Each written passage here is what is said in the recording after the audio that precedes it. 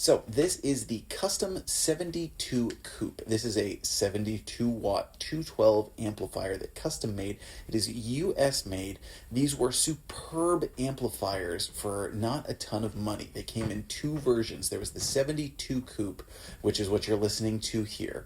Again, 72 watts, 212s. Then you also had a smaller counterpart that was a 112. It was the Kustom 36 Coupe.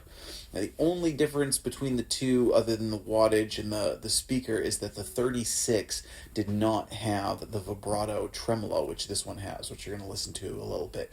Really beautiful tremolo vibrato, which could be blended and had a master speed control, and then you could blend in the amount of depth with the tremolo and vibrato knobs.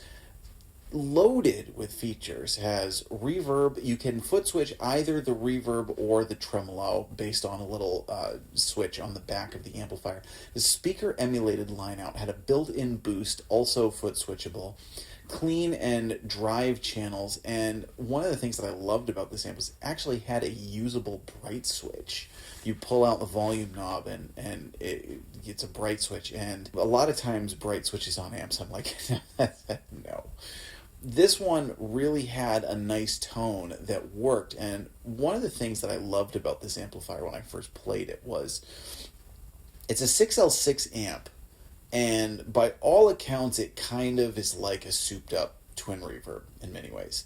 However, there's kind of a voxy edge to it, particularly on the drive channel, that I absolutely loved. As a fan of both Fender amps and Vox amps, there have been times when, I certainly appreciate each amp for what it is, and then there have been other times when I kind of go, but what if I could find one that's molded into the perfect blend of worlds, which probably a lot of us have looked for that, and a number of times, kind of blending our favorites of different amps.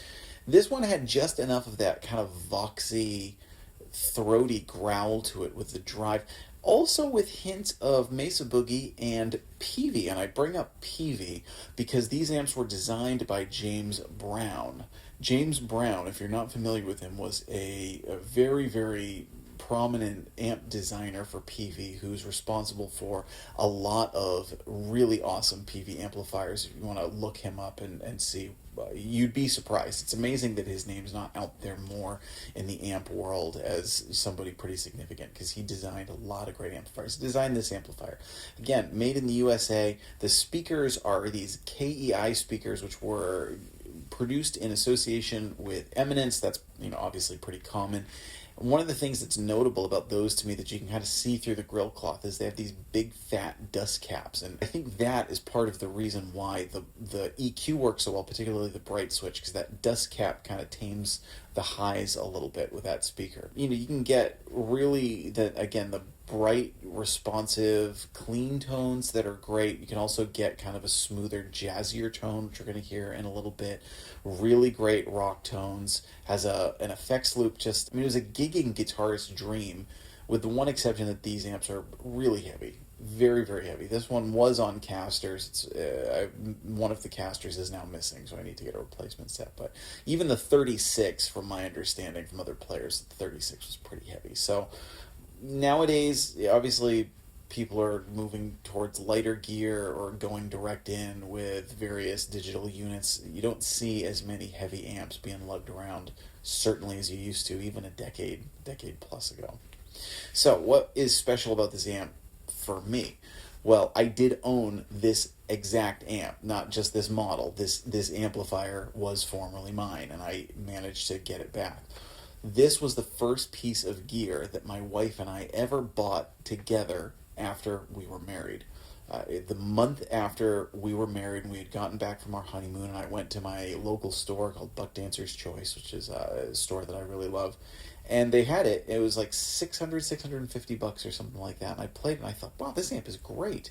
So when my wife came home from work, we talked about what we had done for the day, and I told her about this great amp I played, and she asked how much it was, and said, "Oh, we can get that. Let's go get it." So we went and got it together, and that was a kind of a special thing right after we got married. Later on, I sadly had to sell it. It was one that I actually use entirely for gigging. I never recorded with this amp. And it has this really nice punchy tone that's great for gigging. The reverb I'm not crazy about, but the rest of it is just awesome. Really cuts through the mix. But when it came to recording, I still kind of craved a little bit more depth in tone. It's got that punchy in your face tone. Good tone, really powerful, strong tone, and one that's certainly very dynamic.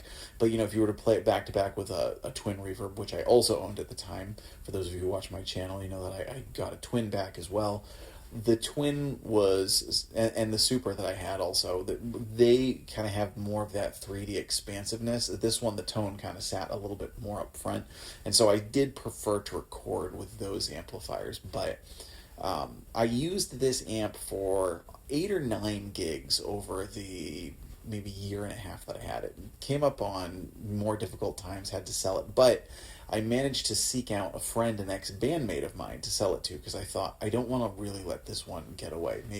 And so I sold it to him with the caveat of, hey, if you ever sell this amp, I want first refusal. And I checked in several times over the years and kind of said, hey, still using that amp? Yeah. Well, eventually, when COVID hit, he is a masseuse, and if you can imagine, the lockdowns were not good for the massage industry. Occam's razor right there. He was coming up on not great times. He wasn't playing nearly as much anymore. Like, none of us were playing, obviously, at that time. And so he said, hey, I'll take you up on that. So I managed to get this amplifier back from him, support a friend at the same time. And now I feel really, really happy that this amp has come home. Also, it just looks great. I mean, let's be honest. It's got just the right amount of the classic tuck and roll, where it doesn't look like it's just this big kind of cushioned thing. I love the way that they built the tuck and roll, the Naugahyde, I believe, cover on the front, and it came in different colors. This is the red one. It came in blue and teal and black, and it's just a really cool design, really cool amplifier. I actually had to get a replacement handle from Kustom because the amp handle had broken when I got it back, and very difficult to find. So, there's certainly some little idiosyncrasies about it, but overall just a superb amp. I'd love to see it come back. Supposedly, Brent Mason had one. I saw one, a 72 Coupe with blue, and it was on the Facebook marketplaces, and the listing had said, it was in Nashville, and the listing had said this one was formerly owned by Brent Mason. I don't know if that's true or not, it's just what the listing said. It'd be certainly cool if it was, and it's definitely a good enough amp to have been played by some, really great players, session players, touring guitarists, you name it. So let us know what you think in the comments. We're going to hear a handful of different tones, the Stratocaster and a Telecaster. I'm Jack Fossett. Please remember to like, share, and subscribe. I hope you enjoy the rest of the video.